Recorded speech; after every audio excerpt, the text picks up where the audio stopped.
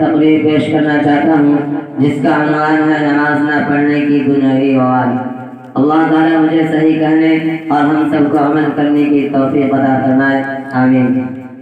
محترم سامعین، ایمان توحید کے بعد تمام اعمال میں نماز کا درجہ سب سے بڑا ہے، اور اسی لیے اس میں کمی کوتاہی کرنے پر دنیا آخرت میں عذاب اور وبال بہت زیادہ ہے۔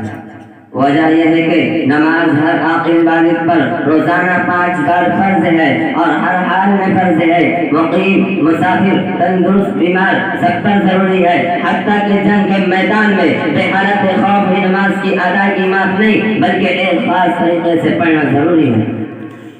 عزیز دوستوں اور ساتھیوں، یاد رکھیے، ایک بے نمازی شخص دنیا ہی میں بڑے سے بڑے وبال اپنے سر لے لیتا ہے۔ ایک تو یہ ہے کہ نماز چھوڑ کر ہر دن رات میں وہ 5 بار خالق حقیقی اور مالک اصلی کو ناخوش و ناراض کرتا ہے۔ دوسرے یہ ہے کہ اپنے نبی کو بھی اسی طرح روزانہ 5 دفعہ ناراض کرتا ہے۔ اور یاد رکھیے، اللہ اور اس کے رسول کی ناراضگی دنیا میں بڑے عذاب اور وبال کی باعث بن جاتی ہے۔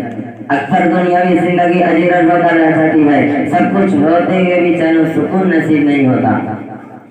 اس کے علاوہ حدیث پاک میں فرمایا گیا ہے کہ بے نمازی کو دنیا میں 5 وبالوں میں مبتلا کیا جاتا ہے۔ ایک تو ہے کہ اس کی زندگی میں برکت نہیں رہتی، ہر کام میں بے برکتی پیدا ہو جاتی ہے۔ منٹوں کا کام گھنٹوں میں، اور گھنٹوں کا کام دنوں میں، اور دنوں کا کام ہفتوں میں، اور ہفتوں کا کام مہینوں میں نہیں ہو پاتا، اور مہینے کے کام کے لیے سال، اور سال کے کام کے لیے سال لگ جاتے ہیں۔ موت تک بھی اپنے کاموں کو پورا نہیں کر پاتا اور ہزاروں حسرتوں کے ساتھ دنیا سے جاتا ہے۔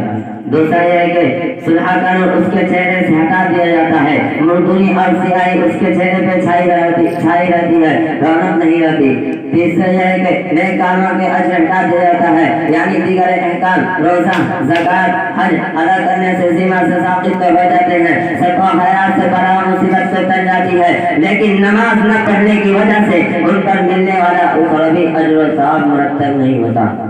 چوتھے، اس کی دعا قبول نہیں ہوتی۔ انہی چند باتوں پر اپنے تقریر ختم کرتا ہوں۔ وآخر دعوانا الحمدللہ رب العالمین۔